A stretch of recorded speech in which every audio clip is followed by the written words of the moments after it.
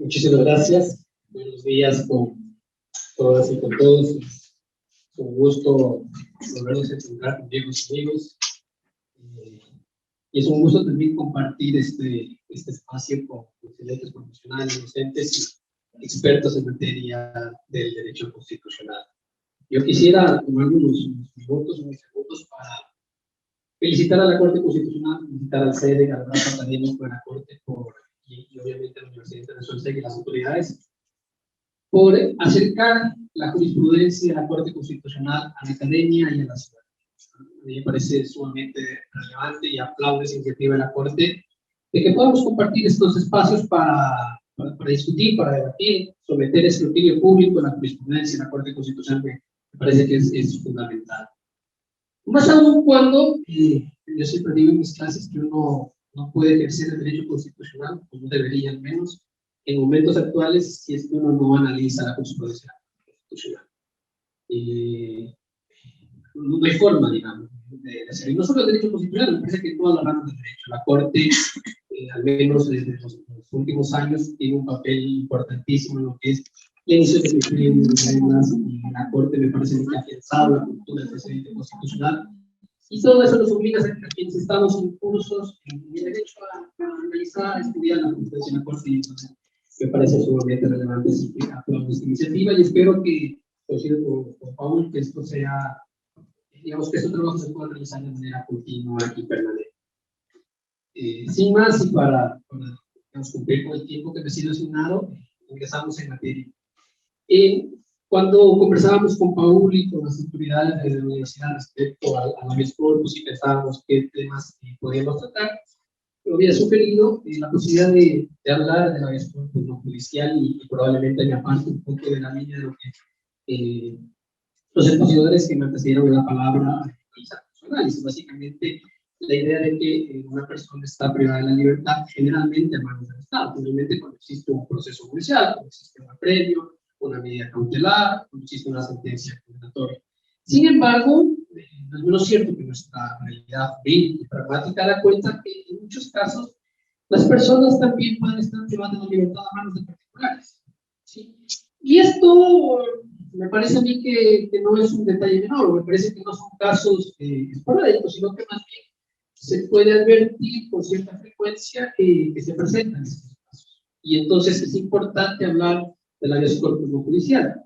Y aplaudo también aquí el hecho de que la Corte, en la sentencia 566-12-H, se haya hecho cargo y haya desarrollado el habeas corpus no judicial. Entonces, el tema que yo planteaba es este, analizar la procedencia del habeas corpus no judicial, analizar la naturaleza del habeas corpus no judicial, que no es más la posibilidad de que una persona pueda presentar una garantía constitucional del habeas corpus contra una persona particular. Y en función de eso, yo quiero abordar tres temas puntuales, que sería el contexto del habeas corpus no judicial, la procedencia del habeas corpus no judicial, con un énfasis en lo que es la autonomía de la voluntad, y algunos aspectos pendientes o algunos aspectos que creo hace falta desarrollar. Y aquí también, digamos, es la idea esta de que la academia no debe perder la perspectiva crítica, y entonces me permitiré con mucho respeto hacer algunas críticas puntuales respecto a la jurisprudencia. Comienzo entonces con el primer tema, que es el contexto del habeas corpus no judicial. Si uno, como para analizar el contexto del habeas corpus no judicial, uno tiene que partir del hecho de que la Constitución de la República en 2008, la Ley Orgánica de Garantías Judiciales de Control Constitucional, y la Corte Constitucional, como máximo órgano de interpretación de la Constitución y como máximo Tribunal de Justicia Constitucional encargado de desarrollar los derechos, interpretar las normas, dar contenido a las categorías, a las instituciones constitucionales, han cambiado la configuración de lo que es el habeas corpus, al menos en esa visión tradicional del habeas corpus, desde esa naturaleza reparadora a la que hacía referencia Pablo. Entonces, a partir de 2008 hay un cambio respecto a la naturaleza, el objeto, las dimensiones del habeas corpus. Y entonces, la Corte ha emitido abundante jurisprudencia en este sentido. Y básicamente yo resalto los elementos de esta jurisprudencia de la Corte. La primera es hacer énfasis en que el objeto de protección del habeas corpus es sumamente amplio. El habeas corpus no está solo para proteger la libertad de las personas, sino que también está para proteger, ya Paulo lo explicó con bastante suficiencia, pues el hecho de que está también para proteger el derecho a la salud, el derecho a la vida, el derecho a la vida física y otros derechos conexos de la Constitución y la Corte enfatizado eso en múltiples fallos en este sentido. Y el segundo es el hecho de que la habeas corpus, conforme a nuestro diseño constitucional, esté encaminado no solo a que una persona recupere la libertad, que es esta naturaleza reparadora, sino que puede tener una naturaleza instructiva en el caso de las desapariciones forzadas, una naturaleza correctiva cuando se afectan todos los derechos conexos, e incluso se discute la posibilidad de si la habeas corpus puede tener una naturaleza preventiva. Y esto, digamos, uno entiende que la Corte se menciona un caso y eso puede emitir a un precedente una jurisprudencia respecto a este caso. E incluso la Corte también, en una de sus sentencias, admite la posibilidad de presentar un habeas corpus a favor de los animales como sujetos de derechos. Entonces, existe un amplio desarrollo. Y es precisamente en el contexto de este desarrollo jurisprudencial en el que se escribe el habeas corpus no judicial. Repito, como esa posibilidad de que una persona puede estar privada de la libertad a manos de una persona particular por distintas situaciones y la posibilidad entonces de presentar esa garantía para recuperar la libertad. Y aquí yo quiero hacer hincapié en un tema importante, porque claro, se puede discutir, ustedes dirán, muchos de ustedes dirán, la importancia de analizar este tema cuando estamos en una de las mayores, quizás la mayor crisis carcelaria en Ecuador, etc. ¿Por qué discutir la habeas corpus judicial? Pues, como yo decía al inicio, me parece que no son esporádicos estos casos. Y porque generalmente estamos, los casos en los que uno encuentra que una persona está privada de la libertad en manos de un particular tiene que ver con estos casos en los que las personas son internadas en contra de su voluntad en centros de tratamiento de adicciones. Sí, por ejemplo, que es el caso que desarrolló la Corte Constitucional. Y ahí ya hay un primer problema, que es el hecho de que este internamiento generalmente es en contra de la persona libre. Y eso ya termina siendo particularmente relevante o particularmente grave, al menos en mi opinión. Luego, el segundo hecho es que, no conforme con eso, una vez que la persona ingresa al centro de tratamiento, es sujeto también de múltiples vulneraciones, porque es obligada a realizar trabajos que sea, por ejemplo, porque es obligada a asistir a ceremonias religiosas de un culto que no profesa, porque es sometida a castigos físicos, entre otras situaciones. Entonces hay múltiples vulneraciones de derechos. Y a mí me parece que eso hace necesario discutir sobre el habeas corpus no judicial.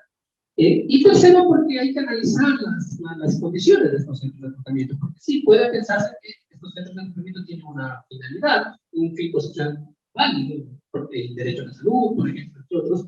Sin embargo, hay que mirar esto. Yo, mientras preparaba esta ponencia, revisaba algunos datos, y por ejemplo, uno se encuentra con estadísticas que son alarmantes, como por ejemplo que el hecho de el 60% de estos centros de tratamiento de adicción no están regularizados, o al menos no están en el 100% regularizados. Y luego, ¿quién controla esto? ¿Qué prácticas, qué métodos utilizan? Entonces, ahí hay que analizar, hay que evaluar eso y hay que cuestionarlo. Entonces, a mí me parece que estas situaciones determinan que sea necesario analizar el habeas corpus judicial y que la Corte se haya hecho cargo de estos patrones fácticos que lo haya desarrollado en la sentencia 166.12 JH. Entonces, en este desarrollo jurisprudencial se inserta el habeas corpus no judicial. Y entonces, para analizar el habeas corpus no judicial, uno tiene que partir de qué se entiende por la privación de la libertad. La privación de la libertad, lo ha dicho la Corte, debe ser entendida en un sentido amplio.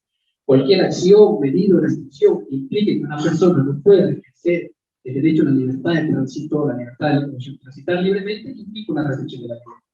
Por lo tanto, la restricción de la libertad se puede dar en un centro de detención, un centro de rehabilitación social, en una entidad pública, en un espacio físico de la Policía Nacional, en un aeropuerto, en una escuela, en un espacio público. En múltiples lugares se puede dar una privación de la libertad. Y esto implica entonces que una persona puede ser privada de la libertad a manos de un particular, y esto implica que la legitimación pasiva en habeas corpus es amplia. Es decir, la posibilidad de demandar y presentar el habeas corpus en contra de una persona particular. Y esto implica también, siguiendo la misma línea que desarrolla la Corte, que el habeas corpus no judicial puede tener también una naturaleza reparadora. Sí, es decir, una persona puede ser caso que una persona voluntariamente haya accedido a internarse, como se tratamiento, pero en determinado momento ya no desea.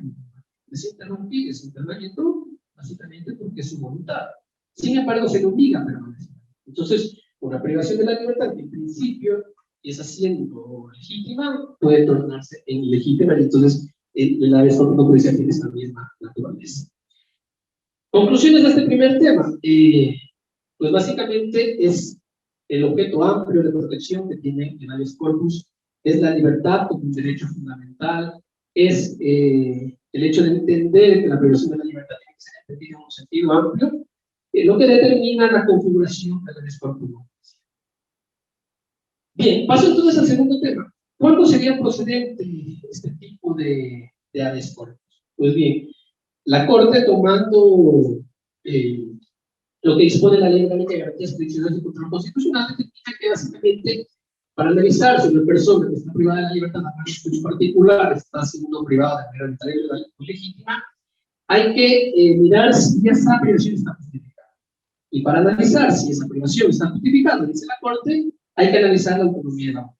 O el criterio base es la autonomía de la voluntad. Si la persona de manera libre, voluntaria y a partir de un consentimiento previo, libre e informado, decide someterse a tratamiento, entrenamiento, etc., pues esa privación estará justificada. Pero si esto no es así, si ha sido obligada, coaccionada,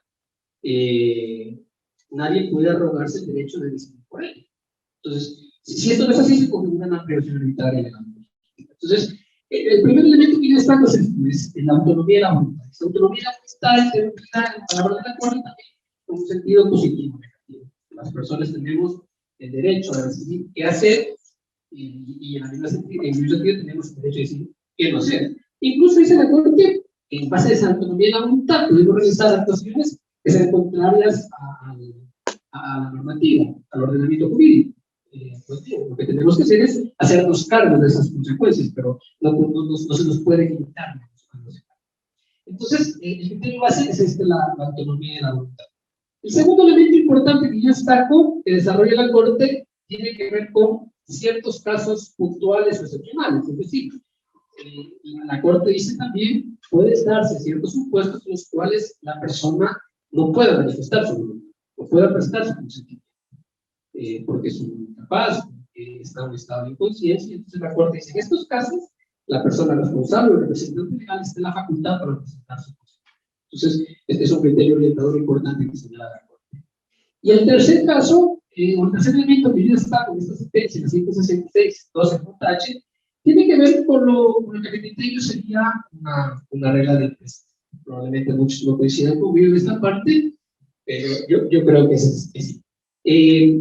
Les cuento un poco el caso de esta sentencia. El caso de esta sentencia tiene que ver con el hecho de que una persona en el cantón Pasaje, luego de realizar una actividad deportiva, está en una cancha pública, llegan determinados sujetos en una camioneta, se bajan de la camioneta y bajo amenazas, insultos, etc., lo obligan a subirse a la camioneta y lo trasladan a un centro de tratamiento de adicción.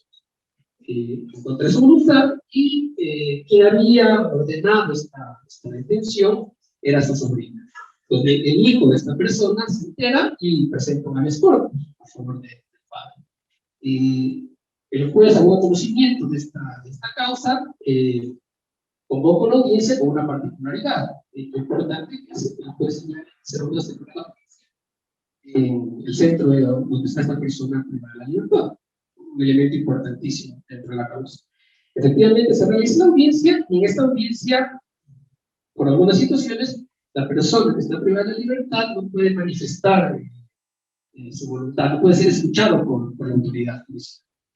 Y se presenta ahí un conflicto porque las autoridades del centro dicen, no, esta persona firmó un consentimiento, esta persona ha firmado un contrato y decide someterse al tratamiento. El hijo del señor dice, no, mi papá está aquí contra su voluntad, es la sobrina la que decide internarlo, etc. Pues bien, la Corte dice dos situaciones importantes. La primera, la Corte señala que al igual que la habeas corpus judicial, es fundamental que la persona esté presente en la audiencia y que pueda ser escuchada. Si no es así, si la persona no es presentada en la audiencia, se configura una privación arbitraria ilegal. Y la segunda es, pues bien, si existen casos en los que hay controversia o existe duda respecto a si la persona desea estar o no en ese centro, pues la Corte dice que tiene que realizar una interpretación más favorable a los hechos.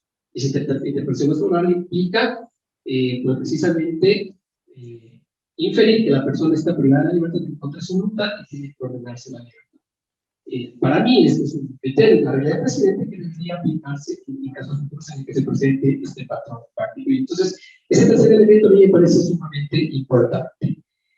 Conclusión respecto a este segundo elemento. Lo fundamental cuando estamos frente a un espacio judicial es la autonomía de la voluntad y el consentimiento previo y informado. El segundo es fundamental que la persona sea escuchada por las entidades judiciales. Y el tercero, que uno tiene que hacer una interpretación de los derechos. Tercer tema, y con esto voy concluyendo, los retos o estos aspectos que ustedes quieren respecto a la espacio judicial. El primer elemento que yo considero que se presenta cierta complejidad es esto de que la Corte en esta sentencia admite también que en determinados casos puede darse un conflicto de derechos. Es decir, puede darse un caso en el que la autonomía y la voluntad de la persona ceda frente a otros fines, otros derechos constitucionales. Lo dice la Corte. Y la Corte dice en estos casos el juez tendrá que ponderar. A mí lo que me salta de esta parte es que la Corte no determina qué casos. Y ustedes me dirán, lo que pasa es que el patrón fáctico del caso no prestaba la ocasión para que la Corte lo haga. Sí, ciertamente es así. Pero me parece que al menos de manera hipotética o manera de ejemplo podría haberlo señalado. ¿Sí? Podría haberlo señalado. No sé, ¿cuánto podemos privar de la libertad a una persona dentro de estos centros pese a que no lo quiera? No sé, personas en situación de calle tal vez, personas en las que por determinadas situaciones pueden afectar a su ambiente familiar. No lo sé, pero digamos, podría pensarse en esos casos. En todo caso, lo importante es que la Corte deja abierta esta posibilidad. La segunda es la selección de otros casos. Me parece importante que la Corte también, dentro de este procedimiento de selección y revisión, pueda advertir otros patrones fácticos en los que pueda seguir desarrollando el habeas corpus judicial, y yo creo que en su momento lo va a hacer. Y el tercer elemento sobre el cual creo debe discutirse y analizarse es la reparación integral. Y a mí me parece muy importante en este aspecto hacer énfasis en lo que es la garantía de no repetición. ¿Cómo se podría generar determinadas líneas, determinados criterios que hagan parte quizás de una política pública para evitar que estas situaciones, es decir, que una persona que no sea ser internada en un centro sea privada de la libertad sobre la base de las decisiones de otras personas? Me parece que ese es un aspecto sobre el que se debe trabajar.